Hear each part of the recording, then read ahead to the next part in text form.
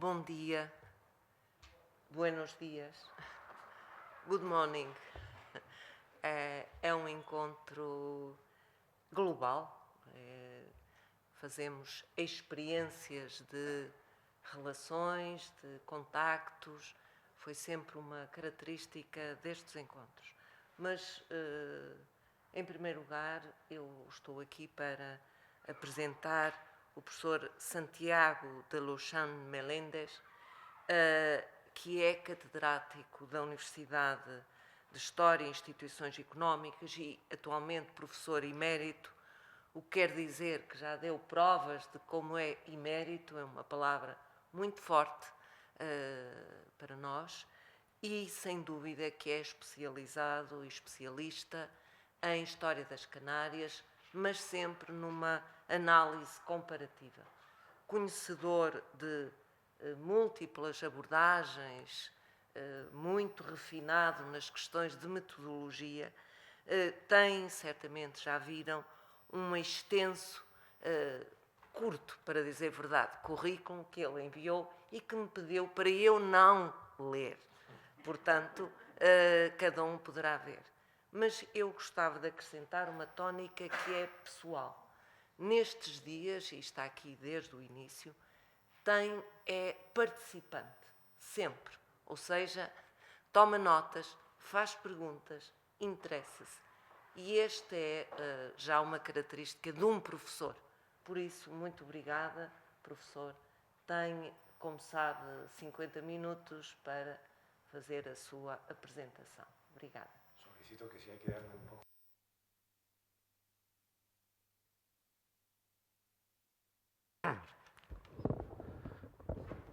Buenos días a todos. Good morning. Buen día.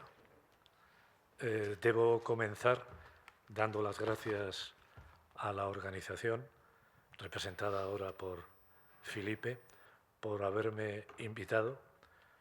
Y decía a alguien que el agradecimiento se convierte en la memoria del corazón. Quisiera empezar diciendo que una conferencia, he mirado previamente el diccionario de la Real Academia Española de la Lengua, una conferencia es una reunión de gente interesada que habla, discute, dialoga y discute en el sentido inglés de la palabra y a la vez es una expresión oral. Yo les ruego que me disculpen porque va a ser a medio camino entre expresión oral y expresión escrita. He preferido ponerle textos que les voy a leer en este caso lo más rápidamente posible que hacer una presentación ad hoc con mensajes telegráficos. Y he preferido poner los textos para que puedan seguirme muchísimo mejor.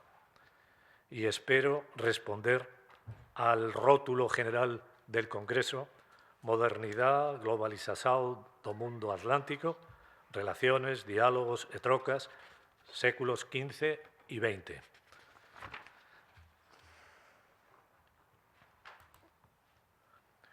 Quiero plantear, mirando al pasado, y esta sería la primera idea a fuerza, que los archipiélagos de Azores y Madeira, con relación a las Islas Canarias, han tenido vidas paralelas, pero separadas, e incluso han estado en franca competencia.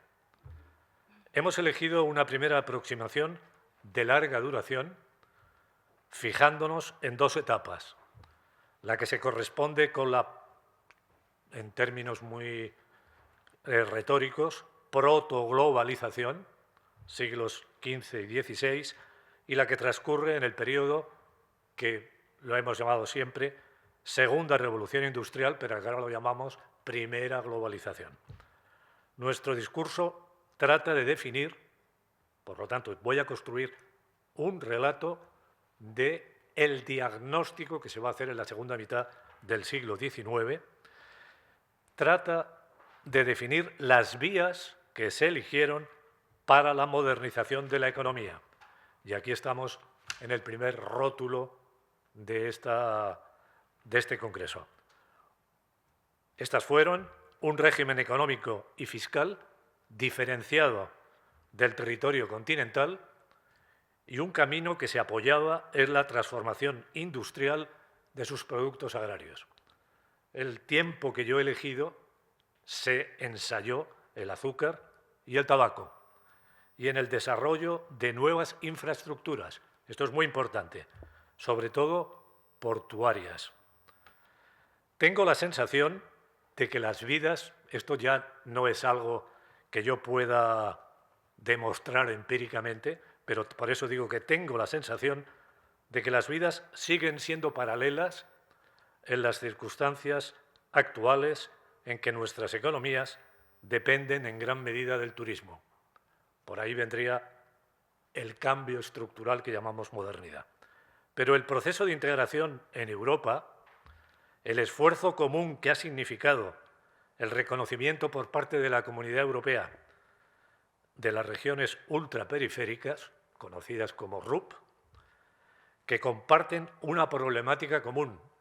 Y finalmente, y esto lo digo arrimando el ascua a la sardina, a mi sardina, el moderno desarrollo de las universidades, junto a un conocimiento mayor por la democratización de los viajes entre las sociedades isleñas, aunque se tarde, si no hay vía directa, 8 horas en llegar, desde Las Palmas hasta Funchal, ha significado que las saudades de Gaspar Frutuoso, que empezó analizando las realidades isleñas en su conjunto, sean algo más que un precedente relevante. Estoy tratando de decir que tenemos vidas paralelas desde el punto de vista económico, pero compartimos unos valores culturales y unos valores políticos. Nuestra mirada se ciñe más a las Islas Canarias, que sería la segunda parte de lo que voy a exponer hoy, y trata de resaltar en la medida de lo posible el esfuerzo de una generación de canarios emprendedores que personificamos en las figuras de los hermanos Juan y Fernando León y Castillo. Esta sería la estructura de la conferencia que les presento. Como ven, tiene 3 partes. La primera parte es mucho más generalista y nos referimos a esa visión de la larga duración. En la segunda, nuestra mirada se refiere fundamentalmente a Canarias. Y en la tercera hacemos unas reflexiones finales sobre el fracaso o posible fracaso de la opción agrícola e industrial.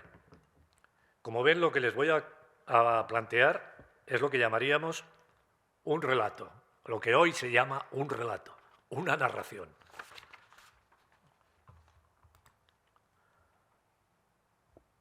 Si no voy a estar volviendo otra vez, pero este sería el punto primero, el azúcar y el tabaco y la Macaronesia desde la perspectiva de la larga duración. Tendría que decirles que en este discurso las imágenes no son un adorno, están, o he intentado, que estén integradas en el discurso y tienen significado. Como ven ustedes, primer ciclo del azúcar. La palabra ciclo la empleamos exclusivamente en el sentido temporal, siglos XV-XVI.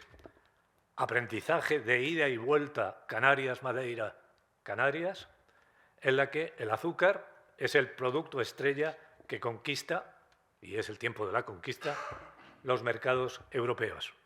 El segundo momento, segundo ciclo, en el caso del azúcar, islas del azúcar y el tabaco durante la segunda, yo lo he llamado segunda globalización, la apuesta agroindustrial. Desde mediados del XIX hasta la Gran Guerra, la Primera Guerra Mundial, los mercados nacionales, esto es muy importante también señalarlo, porque no tiene nada que ver con el primer ciclo, son el objetivo preferente de la nueva economía insular, del tabaco y del azúcar. Y los problemas fiscales, como he señalado antes, y aduaneros, así como la existencia o no, estanco sería equivalente a monopolio, de monopolios gubernamentales, los factores que determinarán el devenir de esta nueva singladura. En la imagen Es el único comentario que voy a hacer. Luego ya las imágenes van a ir solas y si quieren ustedes las comentamos cuando haya agotado el tiempo. En la imagen tienen un detalle en un retrato de un personaje del siglo XVIII, Antonio José Vélez Pinto. El pintor es Juan Manuel Silva y es un retrato que está en colección particular de la primera mitad del siglo XVIII, que como ven ustedes hay un ingenio, se ve ahí la rueda y se ve cómo va bajando la caña. Decíamos, vasos comunicantes limitados durante la primera globalización. Acabo de leer, porque no lo conocía, las reflexiones de Silver, que dice que había mucho contacto. Yo me he quedado asombrado entre las islas. Y esto lo ha repetido mucha gente. Los archipiélagos portugueses y españoles, ahora utilizamos también el concepto Atlántico Medio, incluyendo incluso en nuestra mirada a Cabo Verde, han tenido algunos vasos comunicantes a lo largo del tiempo, en especial durante la unión de Portugal a la monarquía católica, 1580-1640, pero solo fueron economías complementarias en alguna fase de su historia. Escribió Alberto Vieira que el azúcar, como producto exportador de Madeira, trajo consigo la dependencia cerealística de los archipiélagos vecinos de Azores y Canarias. Entre 1510 y 1640, dice él, por ejemplo, el 25% del trigo consumido en Madeira procedía de Canarias. Ahí sí que habría una complementariedad y vasos comunicantes. De todas maneras, las carestías que las islas productoras de azúcar principales en Canarias tienen hace que estemos hablando solamente de las Canarias orientales, es decir, de Gran Canaria, pero sobre todo Fuerteventura como exportadoras de cereal. En las Islas Canarias, la fase de apogeo de la caña de azúcar durante la primera mitad del XVI coincidirá con su declinar en Madeira. Ambos archipiélagos, sin embargo, se harán la competencia en la producción de vino después de la restauración de 1640 e incluso los caldos canarios, en Canarias será un falso Madeira, serán sustituidos en los mercados británicos por el vino de Madeira y más tarde por el de Oporto.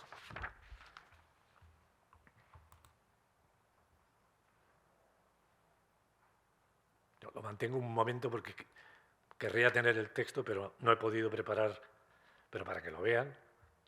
En este caso son cañas de Madeira, cañas de Arucas, Gran Canaria, y el Barranco de las Angustias en la isla de La Palma, hoy lleno de plátanos, todavía. Durante la protoglobalización en el siglo XV, la caña de azúcar viajera arribó después de un largo recorrido que se había iniciado en la India, esto es muy conocido por ustedes, y surcado el Mediterráneo a las islas del Atlántico. Primero se asentó en Madeira. 1453, la Crónica de Zurara reconocía esta isla por sus condiciones especiales para la existencia de una agricultura intensiva de regadío debido a sus extraordinarias aguas corrientes.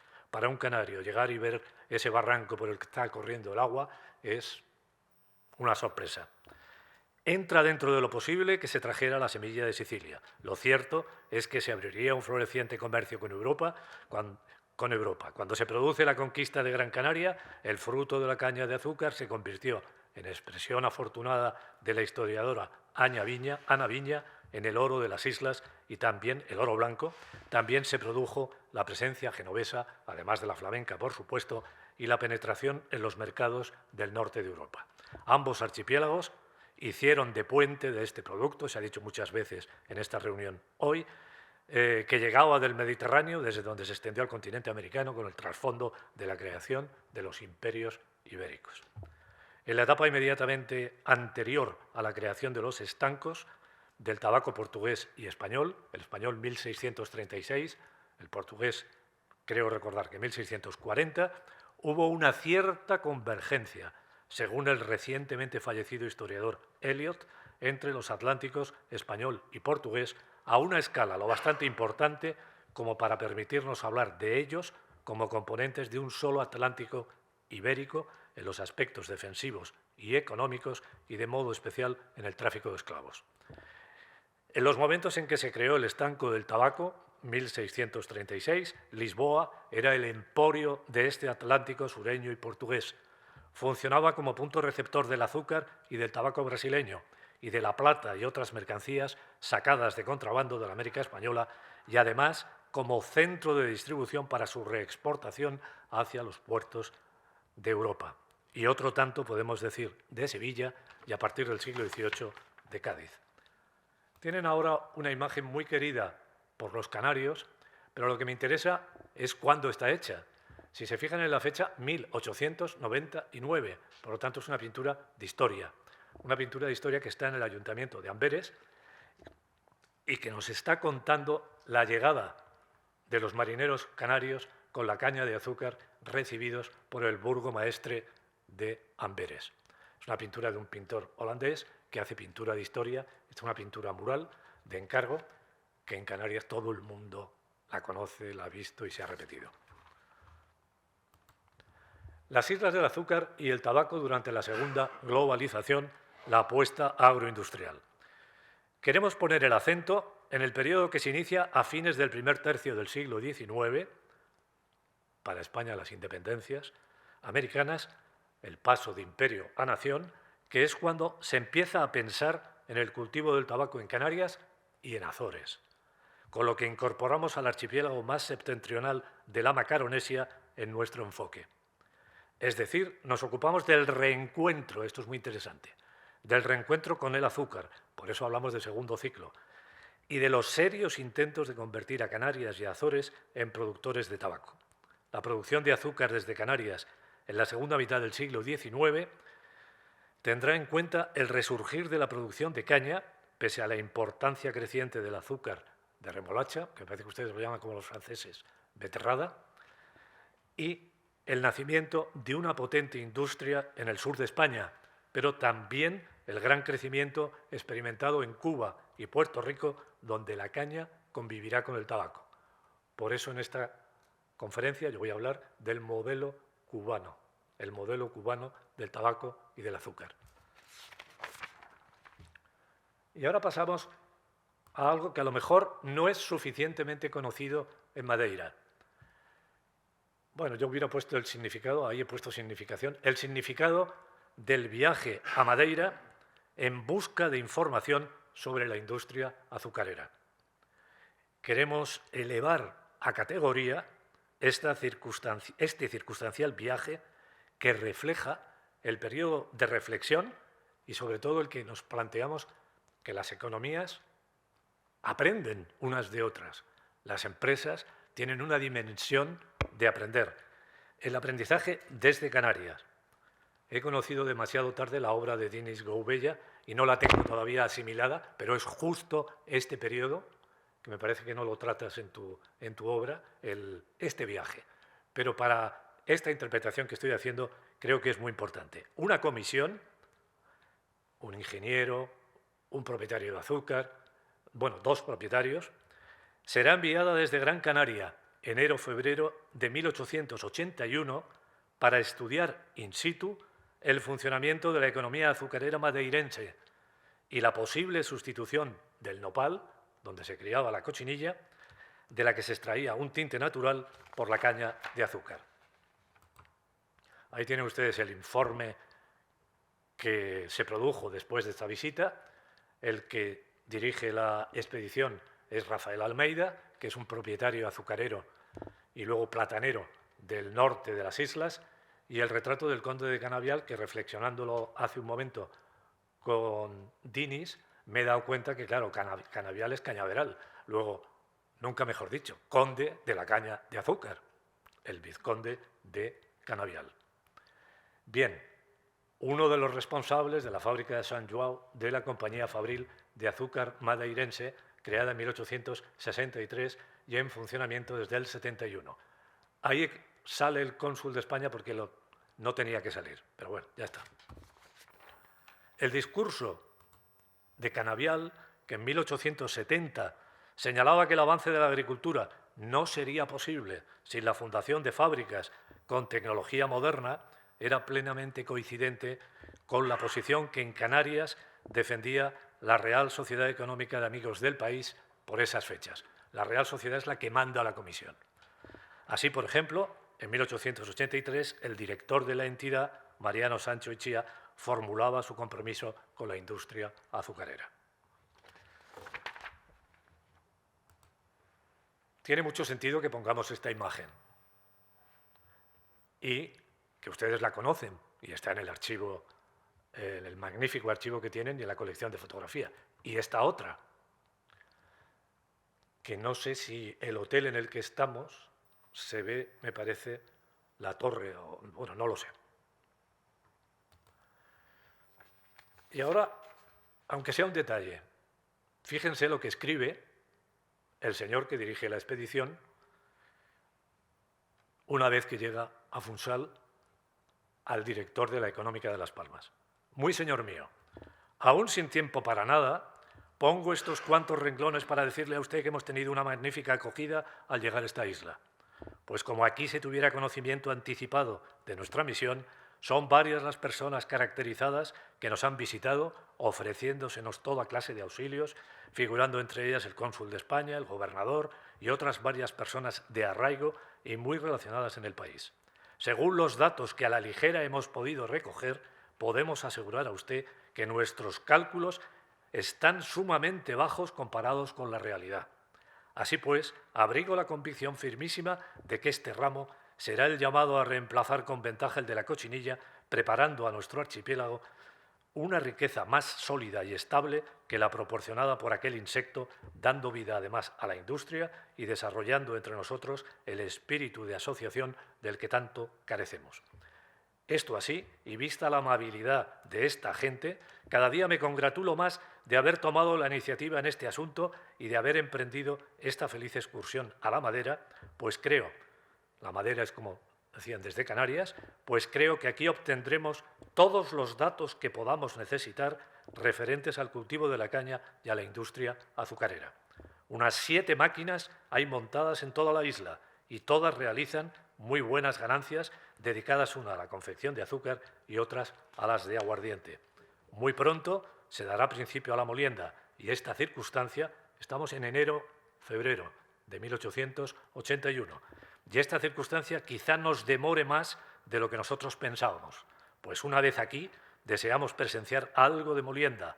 Una vez que veamos todo lo de aquí, haremos una visita a las máquinas del interior, de modo que podamos conocer la producción de distintas localidades. Basta con esto para que usted comprenda que no se ha perdido el tiempo. Bueno, yo creo que es un buen testimonio de lo que estaba pasando. La visita de los Gran Canarios se produjo en una coyuntura difícil para la economía azucarera madrilense, puesto que en los inicios de la década de los 80 un hongo había destruido los cañaverales y un año antes, en el 79, la fábrica de San Juan, que había empezado tan fuerte, pasaba también por problemas.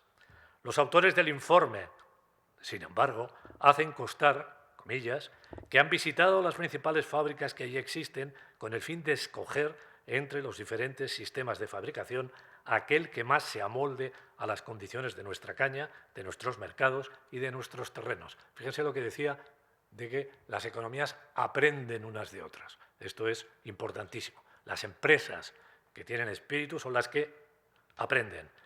Porque, ¿por qué la fábrica de San Juan no dio el resultado que los accionistas se prometían? Esto también se lo plantea esta excursión. Y responden que no era la apuesta por el azúcar de caña, porque claro, ellos quieren reforzar que el azúcar de caña es la solución, ni los procedimientos industriales adoptados.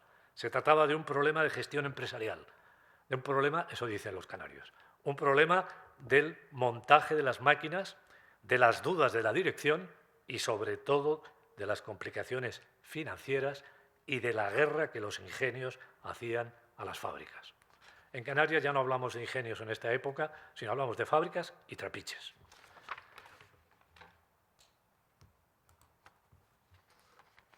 El informe, bueno, no sé si me saltó, pero ahora vendrá otra imagen. El informe dio pie a un programa manifiesto suscrito por la Económica de Las Palmas y el Ayuntamiento de Guía, que es de donde procedía el propietario, al norte de la isla de Gran Canaria, en el que se sentaban las bases de la extensión del cultivo, tanto de la caña como del tabaco, y de la puesta en marcha, esto es muy interesante, de un banco agrícola e industrial. ¿Qué ventajas teníamos en Canarias? Dice el informe. Como resultado del desarrollo del futuro puerto de la luz, carbón a precios baratos. Porque el puerto de la luz básicamente fue una extensión, un almacén carbonero. Recuerden ustedes que estamos en los comienzos de la navegación a vapor. Posibilidades de consumo en el mercado interno e incluso los complementarios de la costa africana. Y como ocurrirá con el tabaco, no sin dificultades, con el mercado nacional, que sin embargo en este informe ni se menciona. Unos años antes, en 1876, el propio Rafael Almeida se había desplazado a la Exposición Internacional de Filadelfia, lo que demuestra el interés por aprender y conocer los avances tecnológicos del sector por parte de los empresarios canarios. Esta es la imagen que más me ha gustado de las que he buscado de la Exposición Internacional de Filadelfia del 76, y esta otra imagen es el manifiesto del que antes hablaba, el manifiesto programa. Volviendo a nuestro discurso principal, a diferencia del azúcar, el tabaco en España y Portugal, así como en las islas del Atlántico Medio, estuvo en régimen de monopolio por parte del Estado. Los archipiélagos se incluirían dentro de lo que hemos denominado Sistema Atlántico del Tabaco. El Real Decreto de Puertos Francos de 1852 posibilitará el cultivo y la producción de tabaco en Canarias desde esa fecha. La finalización del Contrato General del Tabaco en Azores, 1864, abriría, como en el caso de Canarias, un nuevo horizonte a la producción en ese archipiélago. En resumidas cuentas, en el inicio del siglo XIX, y en especial en su segunda mitad, las islas tuvieron problemas económicos graves. En Azores se produjo el declinar de la producción de cítricos y, en consecuencia, de su comercio exportador. Por su parte, en Madeira, como ya hemos indicado, la difusión de la filoxera perjudicó la producción de vino y contrajo igualmente la capacidad exportadora madeirense. Era necesario encontrar alternativas. Estábamos en una época en que la industrialización comenzaba tímidamente a dar los primeros pasos en Portugal. Tímidamente digo, muy tímidamente. En Azores y Madeira, la solución encontrada fue el cultivo de plantas industriales, fortaleciendo y renovando de este modo la agricultura tradicional. Azores apostó por el tabaco. Bueno, esta sería una de las fábricas de Las Palmas. Este gráfico se me sale de época, pero es para que vean ustedes que es ya en el siglo XX cuando los establecimientos tabaqueros en Canarias crecen. Como fíjense, en esta fecha, 1944-45, el número de establecimientos tabaqueros. Hay que considerar que el objetivo tanto de Azores como de Canarias, donde también se favoreció el discurso agroindustrial, fue tener una entrada favorable en el mercado peninsular, circunstancia que hay que hacer extensible a la producción de azúcar, como también hemos indicado. Hubo relaciones de intercambio entre Azores y Madeira, pero al menos en el caso del tabaco no nos ha llegado ninguna información de intercambios. Azores cambiaba tabaco por cereales, necesarios para cubrir el déficit del Portugal continental. Canarias, sin embargo, aportaba una renta fiscal muy importante en términos relativos para la hacienda insular a las arcas de la monarquía. Solamente el desestanco, el fin del monopolio, abrirá nuevos horizontes junto a un régimen comercial mucho más librecambista en el caso de Canarias como consecuencia del nuevo marco económico fiscal de los puertos francos. Finalmente, debemos señalar que los caminos de Canarias y los archipiélagos portugueses parecen converger hacia un mismo objetivo en el siglo XIX, lo que aleja la complementariedad de sus economías, que es cuando se diseñan estrategias semejantes que tienen al tabaco en España, en Canarias y en Azores, puesto que Madeira se decantará por la caña, y el aguardiente en régimen de protección, como bien se ha estudiado aquí, entre 1895 y 1918. Bueno, esta imagen es puramente testimonial, pero son dos importantes fábricas que surgen en el siglo XIX. Y entramos en la segunda parte. Nuestra mirada se refiere fundamentalmente a Canarias, como decía antes. La etapa que en Canarias inicia con la declaración de puertos francos, que ya han salido muchas veces, desde el punto de vista económico y social, tienen gran trascendencia porque entramos en el proceso de dotación de infraestructuras modernas que incrementan la conectividad tanto en el interior como en el exterior o con el exterior del archipiélago, así como la dotación de servicios urbanos. Estaríamos, en consecuencia, iniciando el proceso de modernización, vuelvo al rótulo de esta conferencia, de la conferencia general. La crisis de la cochinilla, de la que las islas han sido la primera productora mundial, empieza a vislumbrarse desde la década de los años 60. Es el momento en que el grupo de propietarios, comerciantes y políticos canarios se vuelven hacia el tabaco primero y hacia la caña del azúcar después, modelo cubano. La historiografía ha venido pronunciándose sobre el fracaso de este intento. Habría que poner el acento entonces en la frustración de la solución agroindustrializadora del modelo cubano. En el corto plazo, esto es así, ni el tabaco ni el azúcar supusieron la resolución de todos los males de la economía isleña. Pero no cabe duda de que en el largo plazo sentaron las bases de dos subsectores que durante el siglo XX han sido importantes en la actividad productiva del archipiélago. De un lado, la industria tabaquera, que se convirtió en un importante renglón exportador y en una especialización regional de Canarias, especialización regional dentro de la economía española durante todo el siglo XX. De otro, la industria alcoholera, aguardiente y en este caso, con más valor, el ron, vino a sustituir a la producción de azúcar y ha subsistido hasta nuestros días. Aquí tienen ustedes a uno de los protagonistas. Yo estoy insistiendo que hay que construir un discurso general, pero que hay que referirse a las personas. Y esto no es un rostro, sino que es un retrato, porque tiene nombres y apellidos. Este es Juan de León y Castillo, que es un ingeniero que va a construir el puerto de la Luz. Insistimos en que queremos poner el foco en la actuación de los hermanos León y Castillo como líderes de una generación que apostó por estos dos renglones económicos enunciados. Ambos sus sectores productivos supusieron, estoy insistiendo en la misma idea, una iniciativa que intentó disminuir la vulnerabilidad de la economía insular. Cuanto más abierta, cuanto más librecampista, más vulnerable. Y su absoluta dependencia del sector primario con soluciones industrializadoras que se verían impulsadas por la construcción de puertos modernos en las dos islas principales. Estos dos personajes, su actuación va más allá de estos apartados y ambos tienen una participación diferente y complementaria. El mayor, Juan, está directamente involucrado porque él mismo tiene una fábrica de tabaco y él mismo produce azúcar, así como en el diseño y construcción de las principales infraestructuras. De modo significativo el puerto de la Luz y en otra escala las carreteras. Fíjense ustedes que lo de las carreteras es muy importante, pero hay que darle su auténtica dimensión, porque ¿qué circula por las carreteras? Bueyes, con carretas. Todavía no hemos llegado al automóvil. Sin olvidarnos de su participación en la política hasta la década de 1890, en que rompe con su hermano. El segundo, Fernando, tiene una actuación básicamente institucional y política. Llegó a ser ministro de ultramar, senador, diputado y embajador en París durante 25 años. París es uno de los centros de la diplomacia y donde se cuece las relaciones exteriores, con el telón de fondo de lo que se ha denominado por la historiografía española sistema caciquil. Fernando, el que tienen ustedes a la izquierda, es un cuadro que estaba en el Ministerio de Ultramar y hoy está depositado en la Real Sociedad Económica de Amigos del País. Fernando era el cacique de Gran Canaria. Un grupo local de notables dentro del Partido Liberal, si recuerdan ustedes, la Restauración Española, 1876 hasta 1923, en la parte del siglo XIX hay dos líderes fundamentales y dos partidos, liberal y conservador, que se suceden en el poder, y Fernando pertenece al Partido Liberal y es uno de los hombres fuertes de Sagasta.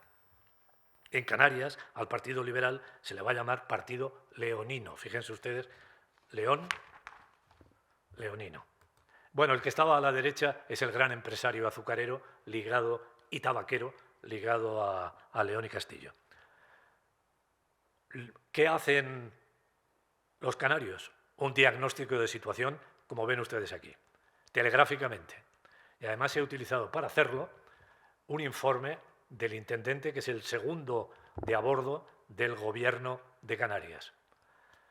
Primero ha habido un cólera morbo que ha diezmado la población. estamos refiriéndonos básicamente a Gran Canaria, pero ahora a todas las islas. Sequías prolongadas, disminución muy fuerte de la extracción de vinos, menos de un 80,5% de producción, de exportación desde 1800 a 1839, vísperas de los puertos francos, sin ninguna clase de industria que compense.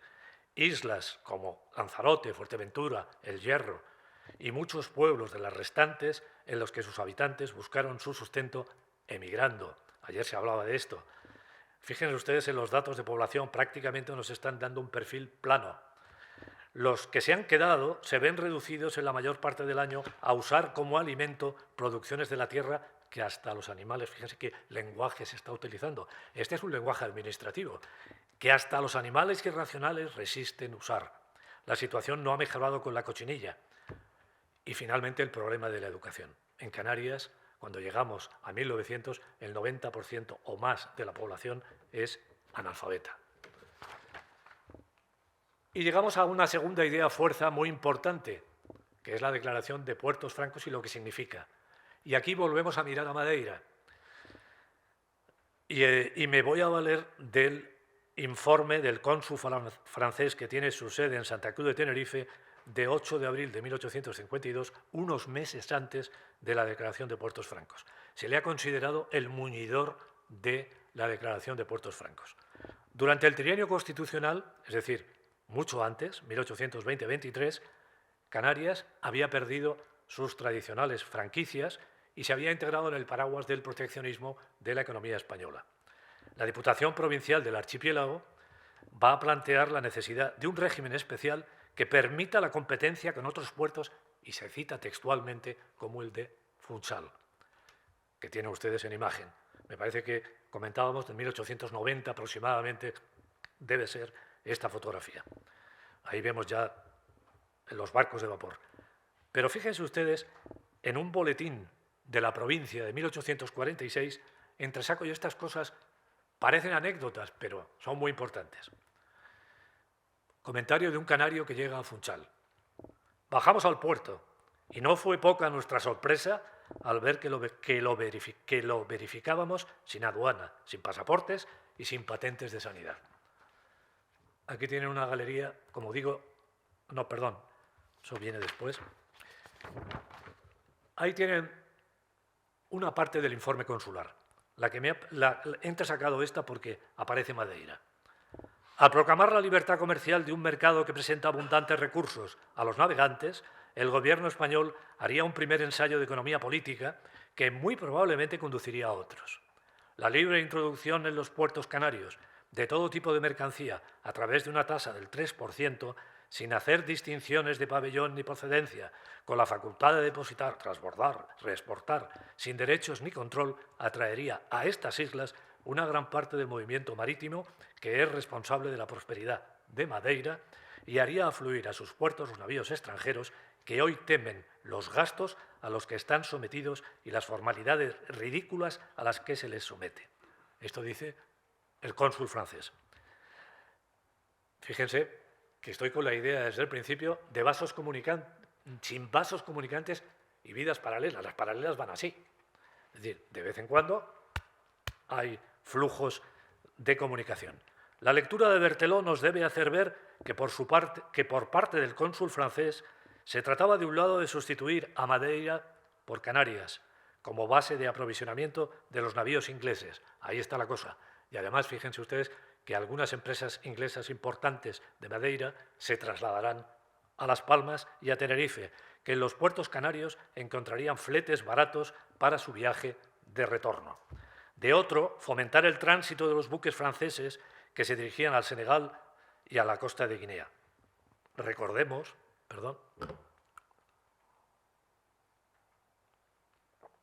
que estábamos en los comienzos de la colonización intensiva del continente africano. El cónsul francés no hacía ninguna referencia, sin embargo, porque los de Tenerife todavía lo del tabaco no se lo creían, y este estaba en Tenerife, ninguna referencia al tabaco, que sería uno de los argumentos del contenido del Real Decreto de Puertos Francos. Esta es una galería muy importante la que tienen ustedes. Al comisionado regio de Agricultura, que empieza el tema del tabaco, un retrato de la reina Isabel II, que es la que va durante su reinado a promulgar la ley de puertos francos, al ministro que la promulga, Juan Bravo Murillo, y al cónsul francés del que acabamos de hablar.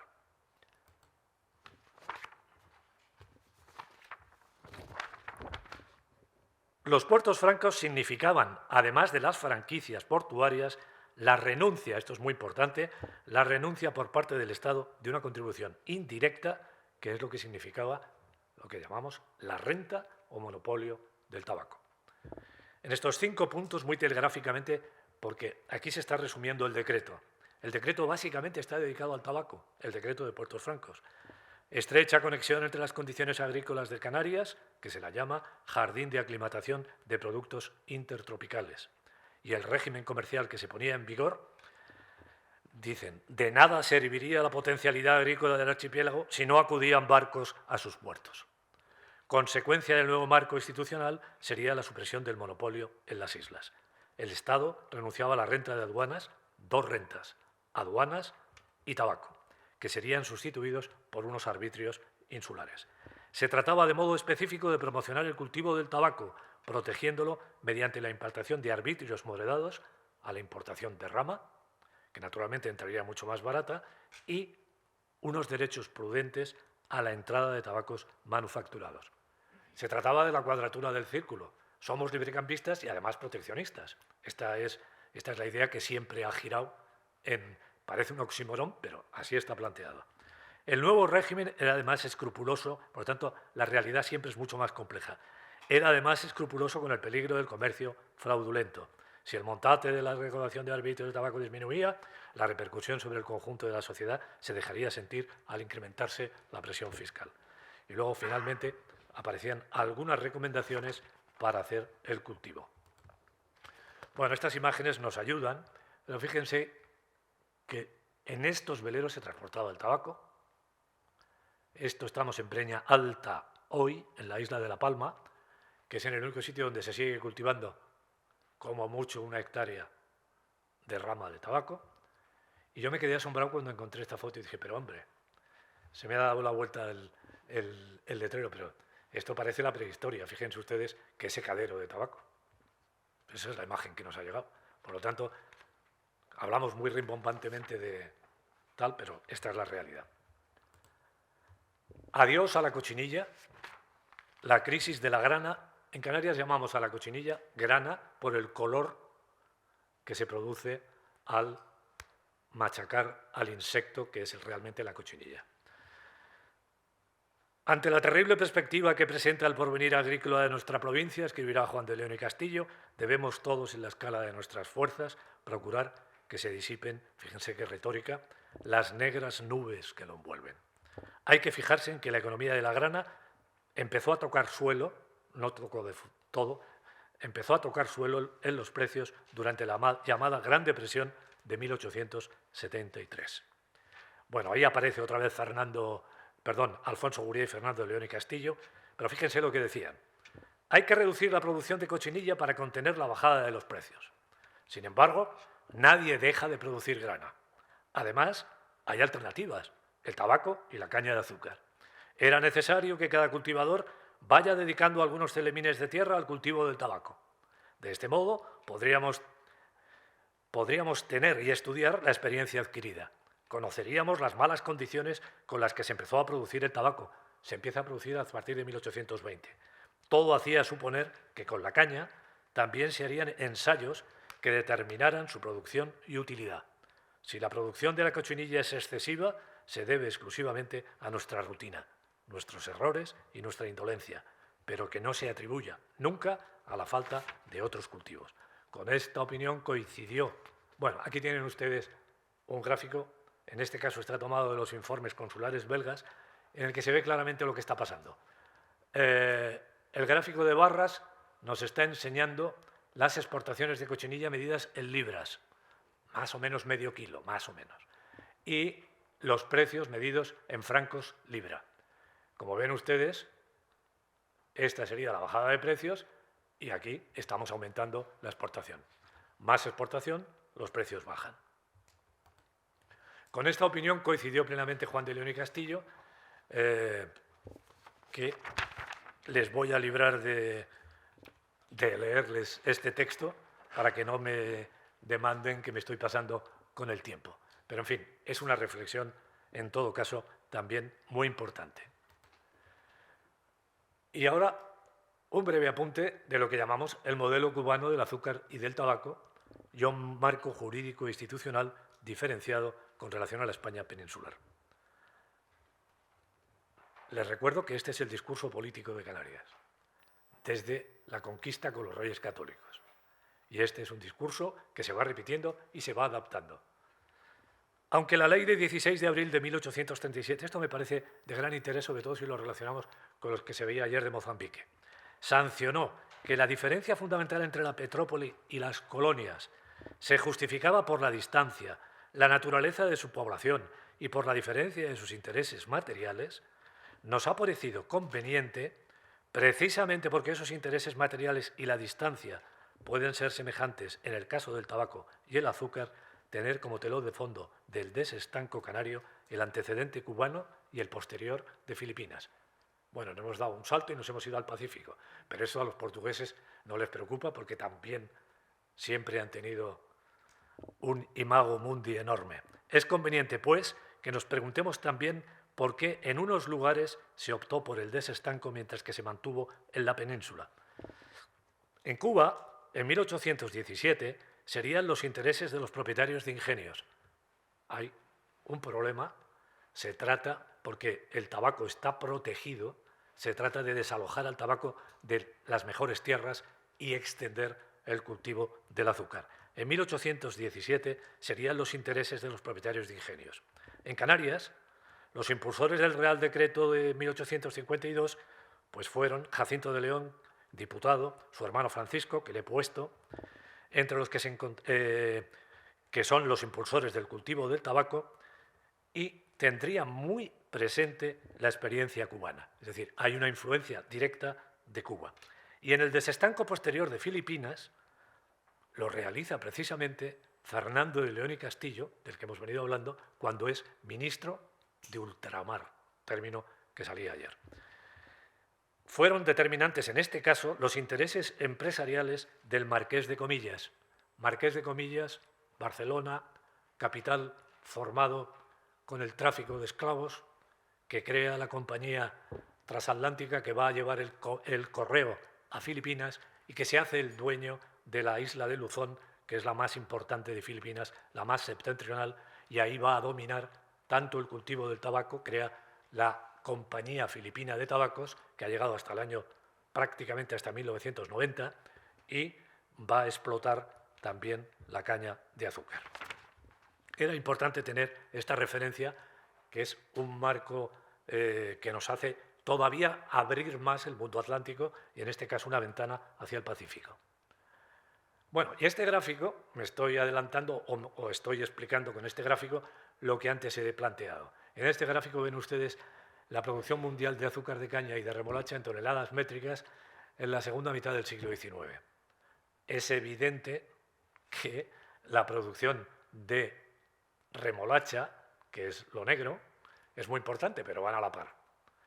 Y ni los canarios ni los madeirenses sintieron que era una amenaza y se lanzaron sobre la producción de caña de azúcar.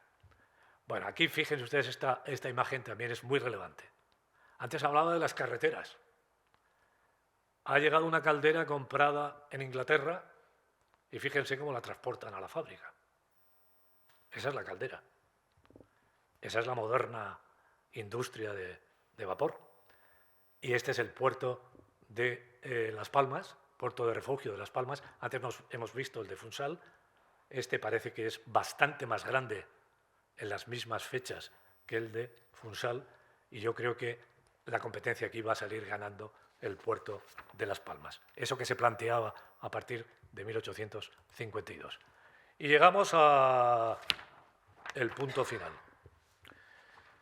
Aunque en este caso creo que me he interrelacionado bastante con Madeira, me voy a centrar más en Canarias. A comienzos de la década de 1880, Voy a repetir algunas ideas, pero creo que en una conferencia hay que repetirlas. La solución a la crisis agrícola originada por el hundimiento de las exportaciones de cochinilla se centraba en la creación de un complejo agroindustrial, tabaco y azúcar, que sería sustituido ya desde 1890 por la introducción de nuevos cultivos, lo que se ha llamado la trilogía canaria. ¿Recuerdan ustedes aquello de la trilogía mediterránea? Pues ahora la trilogía canaria, que serían plátanos, tomates y cebollas, sin olvidarnos de la pesca, que ahí no lo he puesto, pero que habría que haberlo puesto. Pero fueron quizá más determinantes, he insistido en ello, para la modernización, el desarrollo de las infraestructuras, como va a ocurrir en el crecimiento de la economía de Canarias en el último tercio del siglo XX, que es en el momento en que nos vamos a acercar a la media del Producto Interior Bruto por habitante de España y a la media del Producto Interior Bruto por habitante europea. Entrados en el siglo XXI, cuando ese reforzamiento del crecimiento por el sector público desaparece, Canarias va a empezar a retroceder. Hoy día los periódicos, hace un mes, nos decían que tenemos una renta per cápita más baja que Madeira, que Azores, etc. No sé si estaban no lo he medido, pero esto es lo que estaban diciendo últimamente. A mediados de los 80, cuando la cochinilla no parece que fuera a recuperarse, los cosecheros y fabricantes canarios, a través de las asociaciones de propietarios, vieron que el futuro no habita entre nosotros y, por lo tanto, que el futuro estaba en las ventajas que podrían obtenerse en ambas producciones siempre y cuando el gobierno permitiese, esta es una idea importante, flexibilizar el marco de los puertos francos. Ustedes tienen puertos francos, de acuerdo, pero si quieren venir a la península, son extranjeros. Este es el tema. No faltaron, en cualquier caso, voces que se alzaron a favor de la opción tabaquera en exclusiva, desaconsejando la vía del azúcar, que en el 84-85 estaba sufriendo una crisis mundial con caídas de precios de un 50%. Casi son las fechas en las que se va a producir la protección de la entrada del azúcar de Madeira en el Portugal continental. Se trataba de optar por una actividad que requería menores capitales. Esto también hay que discutirlo, porque el cultivo de la cochinilla ha permitido fabricar tierra. Si ustedes recorren las Islas Canarias, están llenas de bancales, y los bancales son como tiestos grandes que se han llenado de tierra y se ha hecho ya esa inversión. Entonces, lo único que había que hacer era sustituir el nopal por la caña y por el tabaco. Pero ya la infraestructura estaba hecha. Las razones que la historiografía ha aducido para explicar el fracaso de la caña, y en especial del tabaco, han sido básicamente 5, que no sé si coinciden con las de Madeira, pero creo que deben ser parecidas. El carácter minifundista de las explotaciones agrarias, la lucha de los fabricantes del tabaco a favor de la rama foránea, Puerto Franco hace que sea mucho más barata, la política contradictoria del gobierno central con respecto a los envíos al mercado peninsular, las vicisitudes de las guerras de independencia de Cuba y, finalmente, el triunfo, también hay un 98 portugués, el triunfo, como decíamos, de la trilogía canaria, fundamentada a su vez en el desarrollo de la actividad portuaria. Por otro lado, la coyuntura en que surge la opción azucarera canaria fue muy desfavorable, excluyendo de nuestra mirada ahora a Madeira la competencia de los productores andaluces, esto es muy interesante, de un lado, y de los productores franceses y alemanes, de otro, sin dejar de lado a la industria cubana y filipina, dejaron a Canarias con pocas opciones si no había ventajas arancelarias en el mercado peninsular. En el telón de fondo de esta cuestión estaba también el impulso creciente de la producción derivada de la remolacha, lo hemos visto, segunda mitad del XIX. La costa meridional española, la isla de Guadalupe, las Antillas francesas y Madeira son modelos, dicen los canarios, que debemos estudiar y seguir. León y Castillo se adelantó a su tiempo al plantear la necesidad de una economía diversificada, no dependiente de un solo producto. Nuestras ventajas dependen de una mano de obra barata. Esa es la clave que defienden siempre. La caña ayudará a diversificar la economía como una opción industrializadora. Bueno, no voy a leer lo que vendría ahora, porque sería meternos en el pozo intrincado de la economía canaria y voy a ir al último párrafo de esta conferencia. En definitiva, a ver si es este, no, este. En este panorama que acabamos de considerar, hemos tratado de mostrar el protagonismo de los hermanos León y Castillo, no sé si lo he conseguido, que hasta los comienzos de la Primera Guerra Mundial nos parece muy importante. En los inicios del complejo agroindustrial del tabaco y del azúcar, quizá es más relevante la presencia de Juan, mientras que la actuación de Fernando es especialmente importante, esencial, en los procesos de negociación con la Administración central. Yo creo que esto sigue siendo la clave. ¿Quiénes son los negociadores? ¿Cómo negocian? Etcétera. Y fíjense que ahora aparece un concepto que hasta ahora no había salido, pero que está en todos los libros de historia económica y en todas las reflexiones que hacen los economistas. Piensen, por ejemplo, en Alemania y en el proceso de unión aduanera y cómo se constituye Alemania y la doctrina que empiezan los norteamericanos de la protección a la industria naciente. Esto mismo es lo que van a decir los canarios. Es decir, tenemos que tener flexibilidad, pero a la vez hay que proteger a la industria naciente porque si no, no tiene nada que hacer. Bueno, finalmente, ya no les voy a castigar con más texto, finalmente he llegado al final, quisiera hacer una metáfora y un reconocimiento especial. Una metáfora, he estado hablando de que vidas paralelas, pero las vidas paralelas se superan también con la amistad y con la relación. Y yo en este caso quiero personificarlo en un amigo muy querido que está hoy aquí, que es Nelson Verísimo, no sé dónde está, pero sé que está, que sería la metáfora, para mí, de la unión entre Madeira y Canarias que permite la sociedad del conocimiento. Muchas gracias.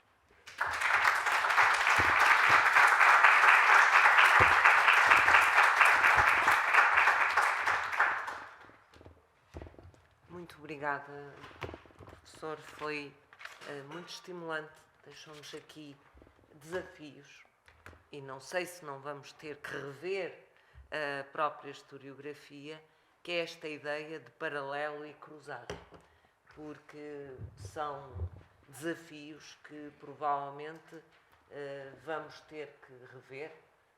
Depois, a outra questão é a visão na longa duração. A questão de centrar em pessoas e depois esta vigilância, não sei se são paralelas ou são cruzadas, mas esta vigilância mútua é muito interessante e usou aí fontes como, por exemplo, as consulares, porque de certeza quando vêm fazer aqui esta missão já trocaram informação previamente. Pronto, mas não me compete.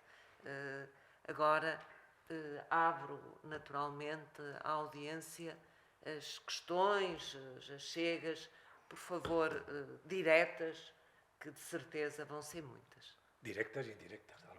Sim, mas diretas para não fazerem grandes contextos, que é o que às vezes é uma tentação que temos. Façam o favor. Faz favor. Gostei muito, só apanhei a sua conferência a partir de um certo ponto, portanto não sei se abordou esta questão numa fase introdutória, mas por falar em paralelismos e em recuperação e indústrias emergentes, onde é que nesse contexto entra a questão do turismo?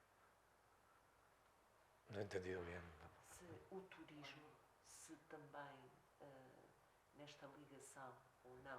Yo creo, sí, ahora lo entiendo. Yo creo que el turismo sigue produciendo vidas paralelas. En el turismo somos competencia. Creo que seguimos siendo competencia, pero en este caso creo que Canarias ha llevado la delantera y Madeira y Azores han ido después. En el turismo actual, porque en el prototurismo también creo que ha habido competencia. Y competencia por lo que se llamaba turismo sanitario. Es decir, cuando venían a descansar los ingleses, sobre todo, ingleses, alemanes, que es cuando se construyen los primeros hoteles, ahí es donde empieza la industria del turismo, finales del XIX, cuando empieza la colonización africana. Pero si la pregunta iba por si... Lo que yo entiendo es que la modernización, el cambio estructural, se ha producido en estos archipiélagos sin lo que entendíamos para el resto de Europa era la revolución industrial. Aquí hemos saltado de una economía agraria atrasada a una economía de servicios desarrollada. En Canarias el turismo debe representar el 60% más o menos del Producto Interior Bruto canario. No me sé las cifras de Madeira y Azores, pero están en plena expansión. La primera vez que vine yo a Madeira no había bungalow, eran grandes hoteles. Vine a un congreso que organizaba Joel Serrao y nos alojaron en un hotel que de este arquitecto del brutalismo brasileño, que no recuerdo ahora el nombre. Niemeyer, que es como empezaba. No sé si con esto le estoy respondiendo. Usted pedía algo más, no sé. Sim, eu não quero entrar em diálogo, mas depois falamos disso. De acuerdo. Muito obrigado pela interessante comunicação.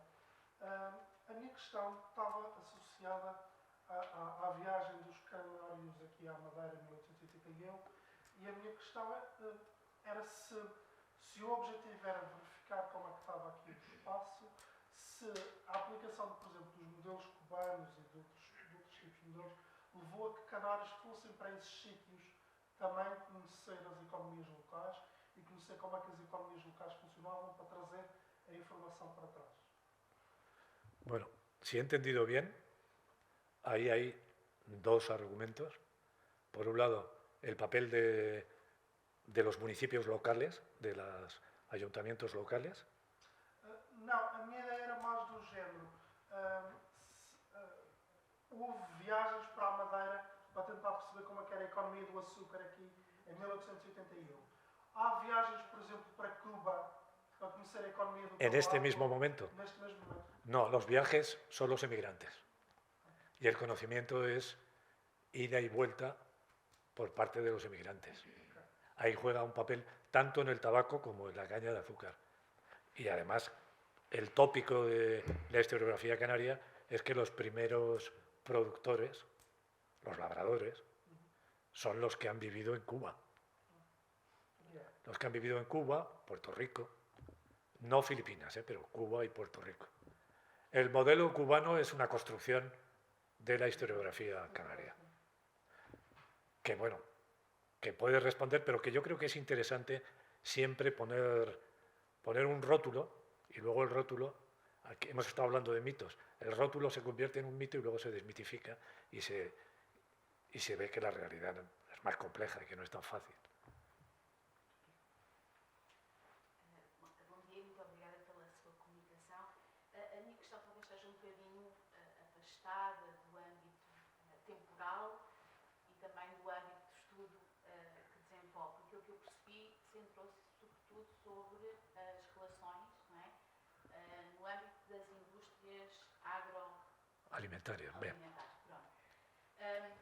Pensando naquilo que foram dinâmicas culturais desenvolvidas na segunda metade do século XIX e também no início do século XX, a minha pergunta tem a ver com outro tipo de indústrias, chamemos-lhe assim, que são as indústrias criativas.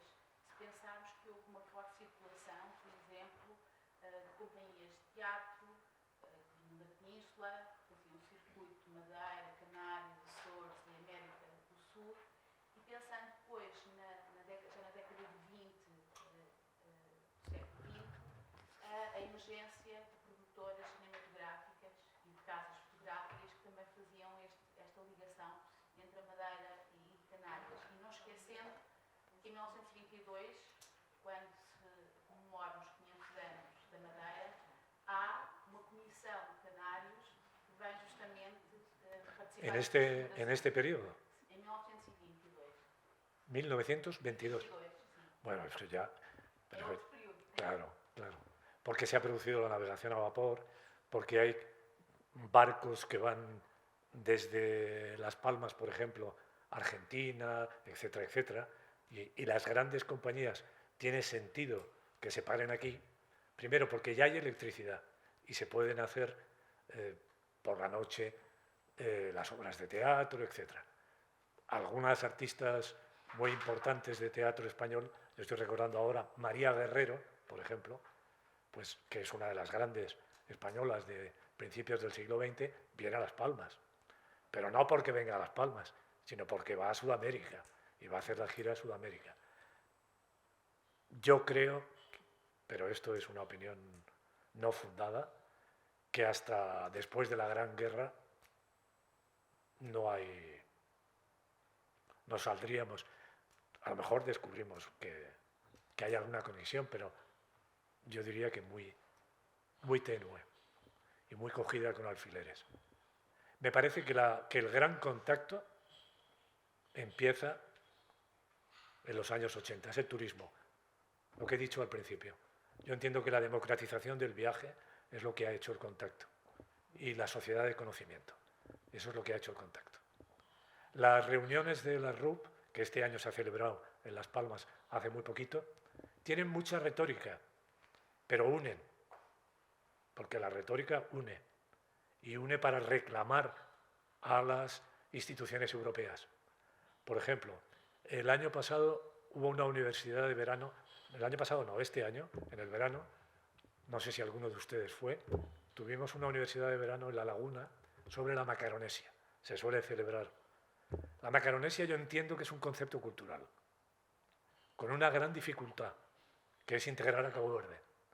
Cabo Verde optó en su momento por la independencia y no está en Europa.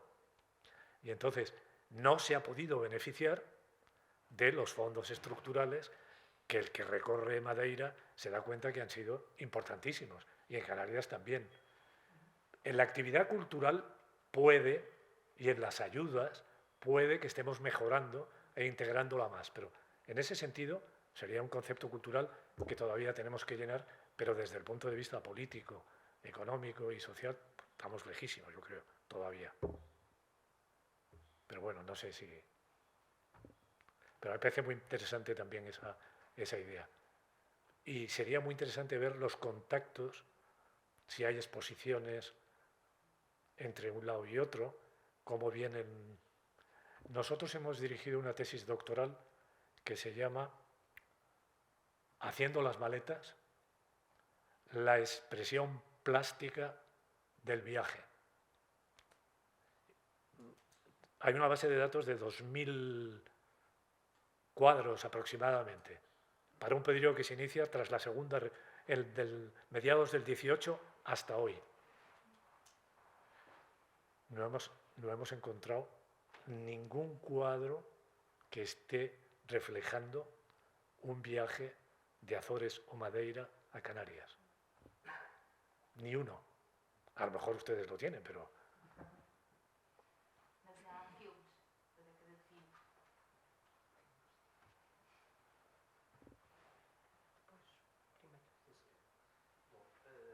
Bom dia. Os meus parabéns por esta excelente conferência e esta visão integrada, não é só paralela, mas uma visão integrada também da evolução de Canários, Madeira, Açores. Achei de facto um enfoque extremamente interessante e suscitou-me uma abertura até em termos de horizonte. Mas a minha questão tem a ver mais com a estrutura administrativa.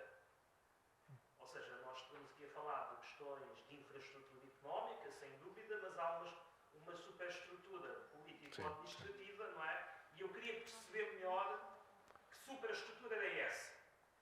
Gostaria de perceber se nesta segunda metade do século XIX, por exemplo, as Canárias têm uma estrutura administrativa unificada ou não? Sim, as Canárias, sim. 2. Que tipo de autonomia funcional tem em relação ao governo central, ao governo de Madrid? 3. Que integração há depois no quadro ministerial? Falou de Fernando Leão e Castilho, Canarias dependiam, nesta altura, do Ministério do Ultramar espanhol ou dependiam do Ministério do Interior? Vale. ¿Ya está? Isso é, claro, a capacidade das elites canárias, não é, de influenciarem a política central espanhola para benefício, digamos, do desenvolvimento económico do arquipélago. Desculpe, Bueno, eso es hacer otra conferencia, ¿eh? Vamos a ver, unidad, sí. La estructura administrativa de España se institucionaliza, la nueva, con el Estado liberal, que surge tras las Cortes de Cádiz 1812, y en 1833 se fija el nuevo plano administrativo territorial del país, que son las provincias. Las provincias tienen un gobierno económico que es la Diputación. Ese sistema se va a imperar o se va a instalar, lógicamente, en las Islas Canarias. Las Canarias son una provincia única desde 1812 o 33 hasta 1852, que hay una breve división administrativa de 2 años, 52-54. Los Gran Canarios, que es donde yo estoy, salen a la calle y sacan el retrato de Isabel II celebrando esa división administrativa, pero se vuelve a la provincia única en el 54. Y esa situación se va a mantener hasta que, en un proceso que se inicia en 1911 y termina en 1927, se va a producir la división provincial. En 1911, los canarios consiguen una reivindicación que es muy importante, que es la creación de los cabildos insulares. El cabildo es el ayuntamiento, era en el antiguo régimen el gobierno de cada isla. Se llama igual que el cabildo catedralicio, había un cabildo civil, que es el gobierno de cada isla. Pero cuando llega el régimen liberal, va a haber, creo que vamos a llegar a 89 ayuntamientos. No me acuerdo cuántos hay en Madeira, 7. ¿Cuántos? 11. 89. Pero lo importante es que en 1911 la ley de cabildos nos plantea que el gobierno es la isla. En ese momento conviven durante un periodo de tiempo corto, desde 1911 hasta 1927, un gobierno provincial, la Diputación, en la que están representadas todas las islas, pero tiene mayoría la de las islas occidentales, que es Tenerife, a la que le han dado la capitalidad en las Cortes de Cádiz, y en 1927, durante la dictadura del general Primo de Rivera, que visita Canarias, antes la había visitado el rey, 1906, Alfonso XIII, y el ministro de Estado que acompañaba al rey, Romanones, había valorado el problema, y entonces deciden que hay que hacer la división provincial. Y se acaba lo que se ha llamado en la historia de Canarias el pleito insular, que es la lucha por la capitalidad. La segunda pregunta era Madrid. ¿Qué relación hay con Madrid? La relación con Madrid es, tenemos un gobierno muy centralista, excepto un determinado periodo, y hay, en principio se llama jefe político, luego se va a llamar gobernador, que sería la administración, hoy se llamaría administración periférica. Así funciona. Con una sola provincia, las decisiones de Madrid pues van cambiando, o la estructura administrativa va cambiando a lo largo de todo el periodo, pero entre 1852 y la Guerra Civil Española estamos en un Estado centralista, excepto un pequeño periodo durante la Primera República que hay un Estado federal, pero no va a tener. Tenemos un Estado centralista y, por lo tanto, un gobierno muy centralizado desde Madrid. con ministerios, con competencias. Ultramar. Yo he puesto aquí, este es un tema a tratar, he puesto aquí que a Canarias, en 1837, se la equipara con las provincias de ultramar. En el momento en que las provincias de ultramar pierden su calidad de estar representadas en el Parlamento español. Pero Canarias sí que está. Pero sus asuntos se tratan en un llamado Consejo de Ultramar, etcétera, etcétera.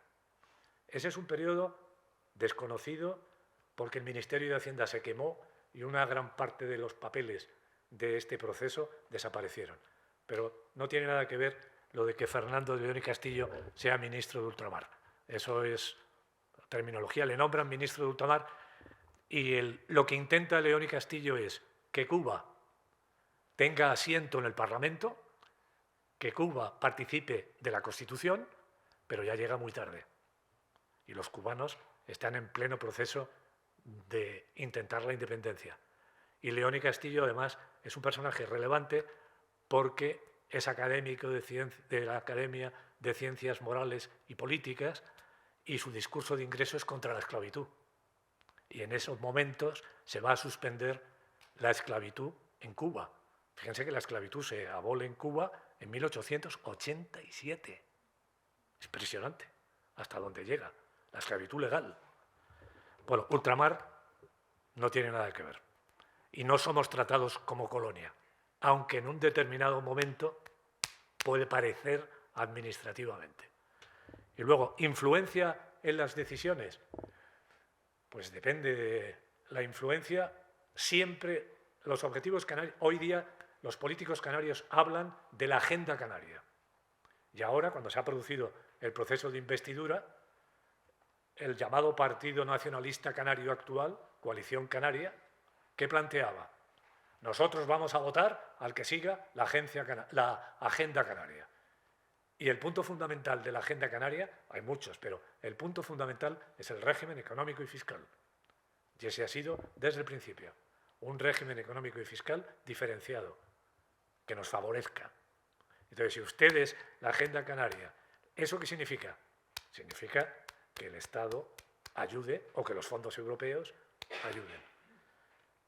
En el momento de León y Castillo va a ser muy importante en la negociación del Tratado de Algeciras, 1906-1905, por el que se está repartiendo la influencia, como después del Congreso de Berlín de 1885, se está repartiendo la influencia ahora del norte de África.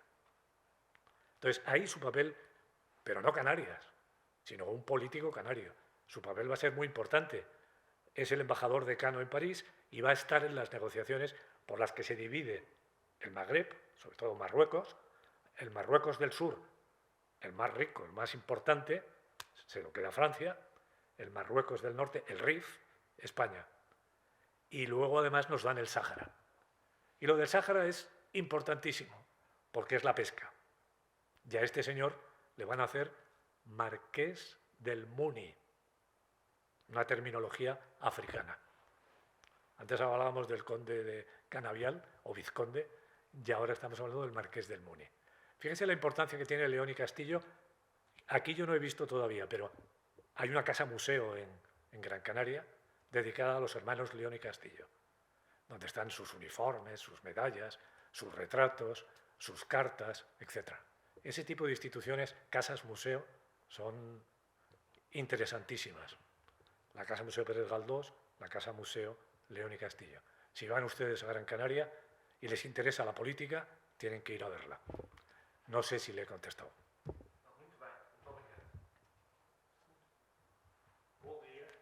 Em primeiro lugar, era para agradecer ao professor Santiago a conferência e, sobretudo, esta chamada de atenção para nós olharmos as ilhas em conjunto.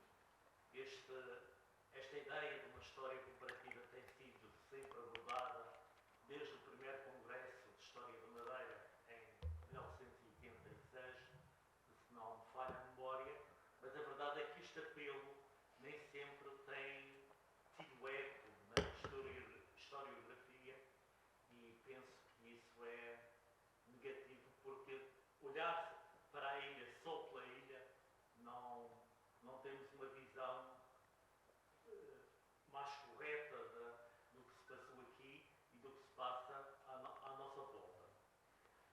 Mas, concretamente, eu gostaria também de agradecer o elogio à nossa amizade, que é recíproco, e sublinhar a questão das palavras do cônsul francês em 1945, segundo parece que eu vi.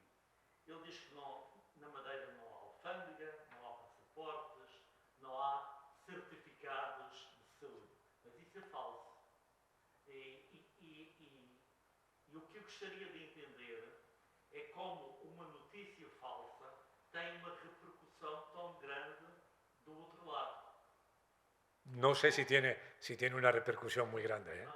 No lo sé. Mas é um argumento ou não é? É isso que eu queria saber. Yo lo he visto publicado en el boletín oficial de la provincia. Y eso me ha llamado la atención.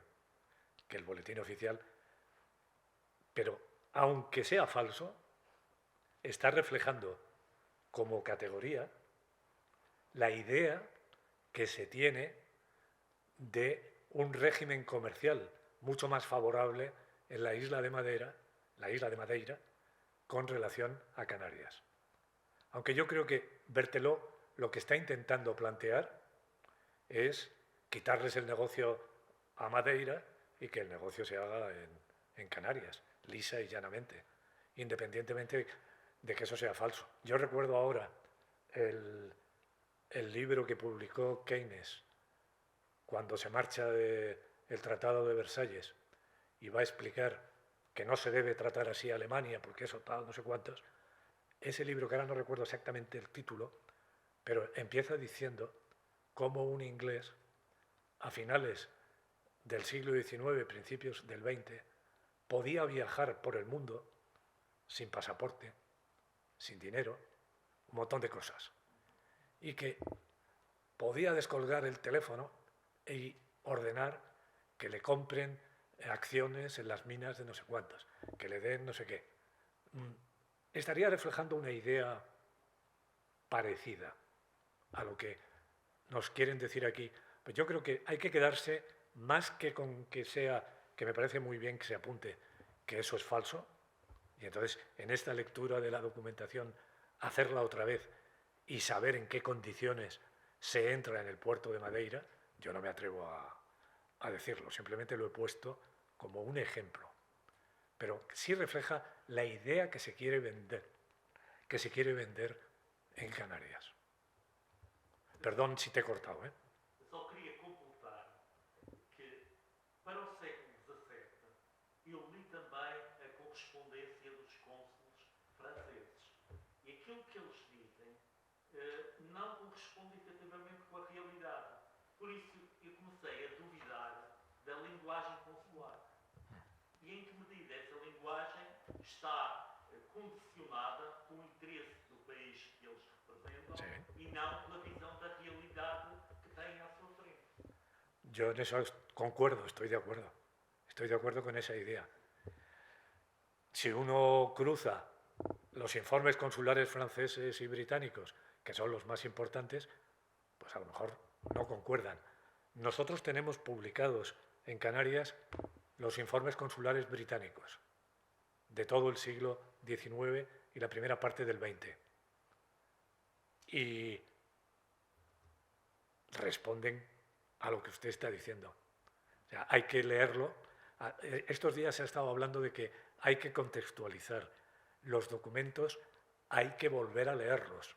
Y hay que leerlos sabiendo quién... El famoso historiador, yo siempre lo cito, Edward Hallett Carr, en aquellas famosas conferencias en los años 60 que se han traducido, o que el título era ¿qué es la historia?, empieza diciendo: para leer un libro de historia lo primero que hay que hacer es saber quién lo ha escrito. Esa es la clave. Yo creo que la historia, no digo que es conocimiento con base científica, pero no es ciencia. Y entonces hay que saber cómo se maneja. Gracias.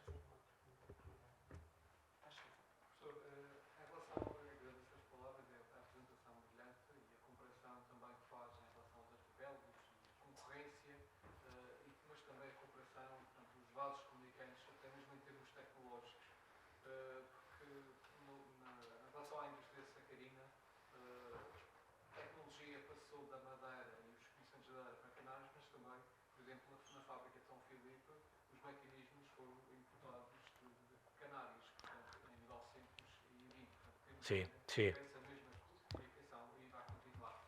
No entanto, e apesar de tudo, quer na banana, ou no plátano, quer no turismo, Tam- quer, há sempre concorrência em todas essas áreas, portanto, as ilhas quase que mesmo em relação à criação do Porto Franco, também foi sempre batido, desde meados do século XIX também, copiar o modelo canário para aplicar também aqui à Madeira. Mas, infelizmente, por várias razões. Sí, yo recordaba, ahora que lo he recordado, lo que pasa es que